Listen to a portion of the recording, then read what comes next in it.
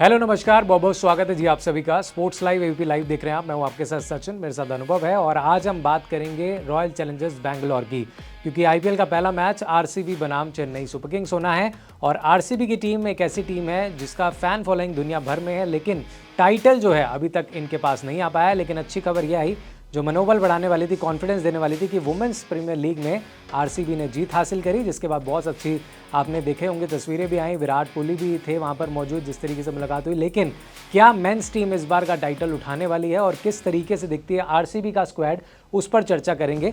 तो सबसे पहले अगर हम बात करें आरसीबी की कि अब तक क्यों नहीं जीत पा रही है और इस बार क्या लगता है, तो बैटिंग तो इनकी टॉप नॉच है। आरसीबी का परफॉर्मेंस अगर देखा जाए सचिन ना, तो एक तरीके से ऐसा नहीं है कि इस टीम ने को कभी मौका नहीं मिला है या टीम जो है कभी प्लेऑफ्स के लिए क्वालिफाई नहीं कर पाई है।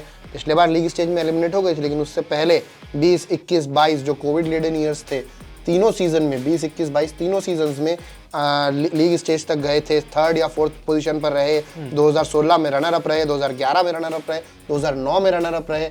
लेकिन वही वो आरसीबी फैंस का जो उनका वॉर क्राई था, उनका वॉर क्राई कहीं ना कहीं मीम में बदल गया कि इस साल कप नमा दे, ये बोल बोल कर उनको चिढ़ाया जाने लगा। उस पर कुछ हद तक उन जख्मों पर कुछ हद तक स्मृति मंदाना और उनकी टीम ने थोड़े से जो है मलहम लगाए हैं। ठीक है, इस साल कप आ गया है तो ई साला कप नमदे हैज बिकम ई साला कप नमरू या नमदू। ठीक है, नमदू, ई साला कप नमदू। तो क्या अब वही चीज क्या मेंस टीम कर पाएगी, जैसा कि आपने पूछा वो सवाल। और इस बार तो देखिए नाम भी थोड़ा बदल गया, रॉयल चैलेंजर्स बैंगलोर था, अब रॉयल चैलेंजर्स बेंगलुरु हो चुका है, तो कर दिया गया। तो अब देखते हैं ये कितना ज्यादा लक लेकर आता है टीम के लिए। शहर का नाम बदला तो टीम का नाम, क्योंकि शहर के नाम पर ही है तो बदल देना चाहिए, कोई इसमें कोई बहुत बड़ी बात नहीं है। तो अब देख लेते हैं, लेकिन टीम शहर का नाम बदलने से नहीं जीतती है, टीम प्लेयर्स के परफॉर्मेंसेस से जीतती है। तो कहीं ना कहीं चलिए फिर देखते हैं स्टार स्टडेड बैटिंग लाइनअप। ये एक चीज रही है जो आरसीबी की किसी भी साल में, जब से आईपीएल शुरू हुआ है तब से अब तक में, अगर कोई एक चीज जिसमें जो आरसीबी कभी प्रॉब्लम नहीं रही है, वो रहा है आरसीबी का star studded batting lineup. Virat Kohli, Faf du Plessis, Rajat Patidar, इधर से फिर अगर आप देखें तो फिर ग्लेन मैक्सवेल, और जब यंग टैलेंट जो उसमें घुसा है, सुयश प्रभुदेसाई आए हैं, फिर अनुज रावत का आप चाहे नाम लीजिए, और इस साल के एडिशन कैमरन ग्रीन और इवन विल जैक्स। तो आप कहीं ना कहीं फिर आप ये देखते हैं कि बैटिंग तो इस टीम का प्रॉब्लम नहीं रही है कभी भी। आपके पास एंकर रोल के प्लेयर्स भी हैं, आपके पास गियर चेंज करने वाले प्लेयर्स भी हैं, आपके पास गो गेटर्स भी हैं जो सीधा आते के साथ रन बना सकते हैं। चाहे मैं विराट कोहली का नाम लूँ, चाहे डुप्लेसी का नाम लूँ, चाहे मैक्सवेल का नाम लूँ, और अब कैमरन ग्रीन। प्रॉब्लम कहाँ आती है सचिन? देखिए मुझे लगता है प्रॉब्लम जो है इनकी जो गेंदबाजी है, खास तौर पर स्पिन गेंदबाजी। जब से युजवेंद्र चहल इनकी टीम से गए, इनके पास कोई स्पेशल स्पिन गेंदबाज नहीं है। करण शर्मा है, उससे पहले भी कौन से इनके पास पेसर्स थे? उससे पहले भी नहीं। मुझे लगता है बहुत बड़ी चूक हुई है जिस तरीके से युजवेंद्र चहल को राजस्थान रॉयल्स भेजा गया। वहां पर भी देखिए वो कमाल कर ही रहे हैं, वो खिलाड़ी वो है T20 में बेहतरीन गेंदबाजी कर रहा है, लेकिन कमजोरी जो है वो स्पिन गेंदबाजी में, और इनकी जो तेज गेंदबाजी है उसमें भी जो है इतना कोई खास प्रभाव नहीं डाल पा रहे आरसीबी। हालांकि कैमरन ग्रीन आने से मुझे लगता है कि एक खिलाड़ी की जगह अब शायद और कम हो जाएगी, तेज गेंदबाज आप खिला सकते थे। लेकिन कैमरन ग्रीन मुंबई से लाए गए हैं तो भाई बहुत सोच समझ के लाए गए हैं। जो मिडिल ऑर्डर भी है वो भी कहीं ना कहीं इतना खास नहीं है। दिनेश कार्तिक, कैमरन ग्रीन के आने के बाद से कहीं ना कहीं वो मिडिल ऑर्डर की समस्या सॉर्ट आउट हो गई है, कह सकते हैं, क्योंकि जो सीनियर खिलाड़ी हैं वो रन नहीं बना रहे, दिनेश कार्तिक के रन्स नहीं आ रहे हैं। बिल्कुल। और आप देखिए अगर हम बात करें, आपके 3 बल्लेबाजों पर ये टिकती है team, Virat Kohli, Faf du Plessis और मैक्सवेल। जब ये तीनों नहीं चलते हैं तो फिर नीचे अनुज रावत और दिनेश कार्तिक कुछ खास कर नहीं पाते, और टीम अक्सर फिर रन कम बनाती है पहली इनिंग्स में। तो जैसे कि हम बात कर रहे हैं कि भाई मतलब गेंदबाजी कहीं ना कहीं कमजोर नजर आती है, लेकिन कुछ गेंदबाज हैं जो कि आ गए हैं इस टीम के अंदर, जिनमें लॉकी फर्ग्यूसन हो गए। लॉकी फर्ग्यूसन ने काफी इंप्रेस किया है पिछले उसमें भी। केकेआर ने उन्हें क्यों रिलीज किया मुझे अभी तक समझ में नहीं आया, कोई समझा दे मुझे। बहुत ज्यादा मैचेस भी खिला नहीं रहे थे उनको। बिल्कुल, इस तरीके से लॉकी फर्ग्यूसन यहाँ पर है। आकाशदीप को फिर आप देखते हैं, रीस टॉपली का परफॉर्मेंस जो है काफी अच्छा रहा है लिमिटेड ओवर्स क्रिकेट में, T20 फॉर्मेट में अगर हम देखें। इसके अलावा कैम ग्रीन अच्छे पेसर यहाँ वो साबित होते हैं, वो उनसे भी आप बॉलिंग करवा सकते हैं। अलजारी जोसेफ ने आईपीएल में कई बार इससे पहले इंप्रेस किया है। एक नाम जिसका मैं लेना चाहूँगा, विजय कुमार विशक। पिछले सीजन में भी आरसीबी के लिए कहीं ना कहीं वो एक सरप्राइज एलिमेंट साबित हुए थे, उन्होंने काफ़ी इंप्रेस किया था। लेकिन again RCB team management, RCB के सेलेक्टर्स क्या करते हैं कभी कभी वो समझ से परे है। ऑक्शन से पहले जो दुबई में ऑक्शन हुआ था इस सीजन के आईपीएल के लिए, उससे पहले हमने श्रेयस गोपाल को आरसीबी के नेट्स में वो वीडियो आया था जिसमें श्रेयस गोपाल एक एक्सपीरियंस्ड स्पिनर है यहाँ, और इससे पहले भी वो कई टीम्स के लिए खेल चुके हैं, उनको हमने देखा था श्रेयस गोपाल को नेट्स में प्रैक्टिस करते हुए आरसीबी के नेट्स पे। उसके बाद जब बिडिंग की बारी आई, ये बिडिंग के लिए उनके पीछे गए ही नहीं। ऐसा भी नहीं था कि बिडिंग वॉर हुआ और उसमें वो लूज कर गए उनको, वो गए ही नहीं उनके पीछे। तो जब कोई बंदा आपके पास आपको पता है कि आपके पास आपकी स्पिन डिपार्टमेंट थोड़ी कमजोर है, आपके पास मैक्सवेल पर आपको डिपेंडेंट होना पड़ रहा है स्पिन के लिए। इनके अभी प्राइम गेंदबाज बन गए, इनके प्राइम स्पिनर इनके मैक्सवेल है यहाँ पर। तो ऐसी स्थिति में समझ में नहीं आता है कि टीम मैनेजमेंट की सोच क्या है when it comes to men's cricket team. लेकिन वहीं अगर देखें तो पेस बॉलिंग की पिछले बार जितनी जो है, हालांकि ये देखिए जीटी ने रिलीज किया यश दयाल को 5.5 करोड़ रुपए में, आरसीबी ने अपनी तरफ लिया है। अब देखना होगा वो खिलाते हैं या नहीं खिलाते। यश दयाल का परफॉर्मेंस इस बार के, लेकिन सचिन रिंकू सिंह वाले वो उनके मतलब हादसा ही कहूंगा उनके हिसाब से। तो मैं एक खिलाड़ी चमक गया वहां से और एक खिलाड़ी नीचे आ गया किसी के सितारे जो है अर्श पे चले गया, कोई फर्श पर आ गया, तो वो तो खैर एक अलग बात ही है। लेकिन यश दयाल का परफॉर्मेंस उसके बाद जब उन्होंने कमबैक किया डोमेस्टिक सर्किट उनको बाद में भी दिया, काफी भरोसा नहीं, और उसके बाद भी अब जब अगर आप देखें आईपीएल के बाद डोमेस्टिक सर्किट में आप यश दयाल को देखें, यश दयाल ने काफी अच्छा परफॉर्मेंस किया है। इवन यूपी की रणजी टीम से वो खेलते हैं और नीतीश राणा की कप्तानी में उन्होंने काफी अच्छा रणजी में इस बार उनका परफॉर्मेंस रहा है। ऐसा नहीं रहा है कि क्योंकि इंडियन पिचेस आमतौर पर रणजी की पिचेस बहुत ज्यादा धूल भरी पिचेस होती हैं, पेस गेंदबाजों को उतना मदद उसमें मिलती नहीं, उसके बावजूद उनके हर इनिंग में 2-3 विकेट रेड बॉल से आ रहे थे।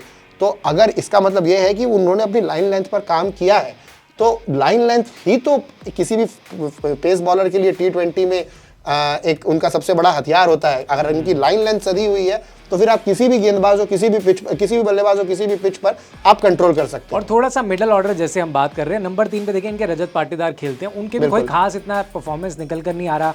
दिनेश कार्तिक के रन नहीं आ रहे, फिर महिपाल लोमरर को मौका देंगे या नहीं देंगे, वो देखने वाली बात रहेगी। कैसे करेंगे वो है, क्योंकि 4-5 खिलाड़ियों यहाँ मेरे ख्याल से ना कहीं ना कहीं अगर हम देखें एक तरीके से, तो जो 4 फॉरेन प्लेयर्स का फिर जो नाम निकल के आता है, कप्तान डुप्लेसी, कैम ग्रीन, मैक्सवेल और चौथा फिर मुझे लगता है यहाँ पर शायद इसीलिए क्योंकि इनके पास ऑलरेडी जो है पेस बॉलिंग में हम आकाशदीप, सिराज और क्या बोलते हैं यश दयाल को देख रहे हैं। तो हो सकता है कि लोकी और क्या बोलते हैं लोकी, मुझे लगता है कैमरन ग्रीन को एज अ बैट्समैन ज्यादा प्रायोरिटी देगी आरसीबी की टीम।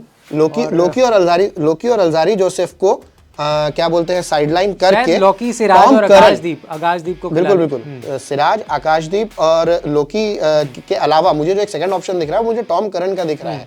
टॉम करन के आने से मिडिल ऑर्डर में बैटिंग भी मजबूत होती है, एक बॉलिंग ऑप्शन भी आता है आपके पास।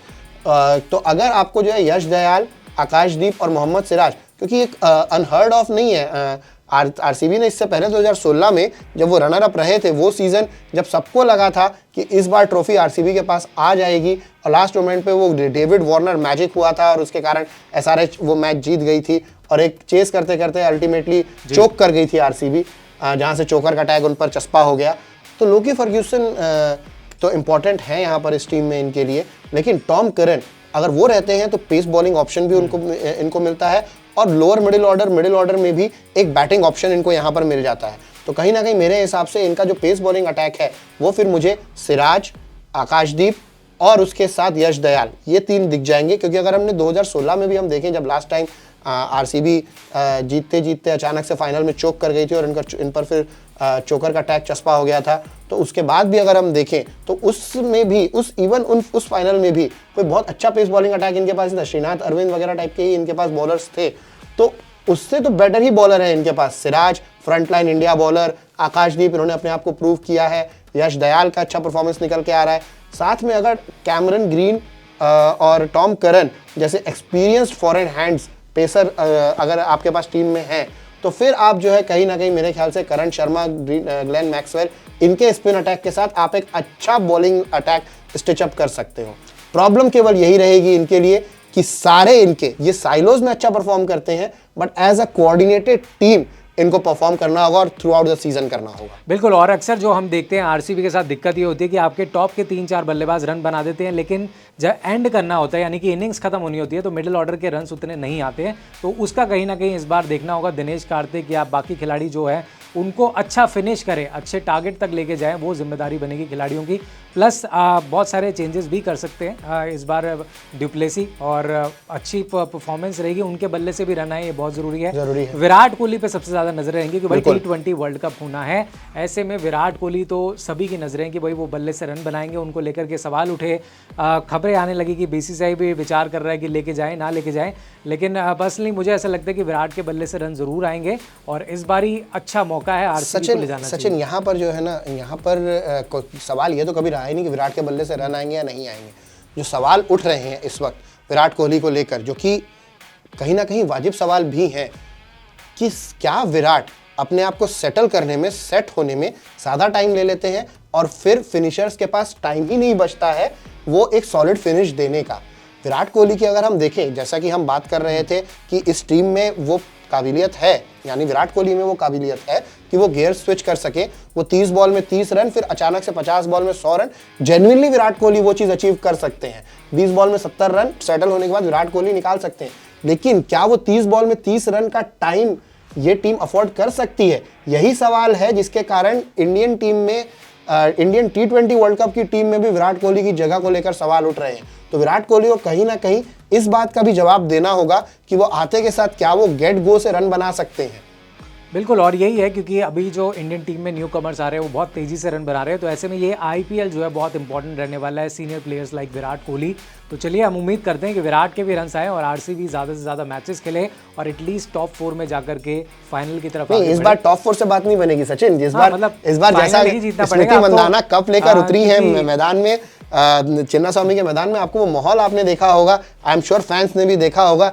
इस बार ट्रॉफी से कम पे बात नहीं बनेगी। अगर आरसीबी फैन हैं आप, तो आप हर कीमत पर वो एक विजुअल चाहेंगे कि फाइनल मैच के बाद इधर स्मृति मंदाना और इधर विराट कोहली, इनके हाथ में WPL की ट्रॉफी, इनके हाथ में IPL की ट्रॉफी, और वो दोनों साथ में खड़े हुए हैं। ये बात तो जरूर हर आरसीबी फैन चाहेगा। इस बार प्लेऑफ से बात नहीं बनेगी। 16 साल बीत चुके हैं, मतलब उस दौरान तो शायद बहुत ही 2008 से लेकर के लगातार लगी हुई आरसीबी WPL की, और आरसीबी की WPL की कई महिला टीमें ऐसी थी जो मतलब 4-4, 5-5 साल की थी जब विराट कोहली ने करियर शुरू किया था। बिल्कुल, ठीक है, तो मतलब वहां से यहाँ तक की जर्नी आ गई है कि वो टीम में स्टेटमेंट भी आया, वो फील करना चाहते हैं कि ट्रॉफी हाथ में उठा के कैसा फील होता है। तो उम्मीद करते हैं इस बार आरसीबी जीते, ट्रॉफी जीते। और आरसीबी फैंस, आप अपने कमेंट जरूर भेजिएगा हमें, क्या आप फील करते हैं, किस प्लेइंग 11 के साथ उतर सकते हैं, वो भी आप बताइएगा अपनी प्लेइंग 11, और साथ ही कॉमेंट्स में आप अपनी राय हम तक जरूर पहुंचाइएगा।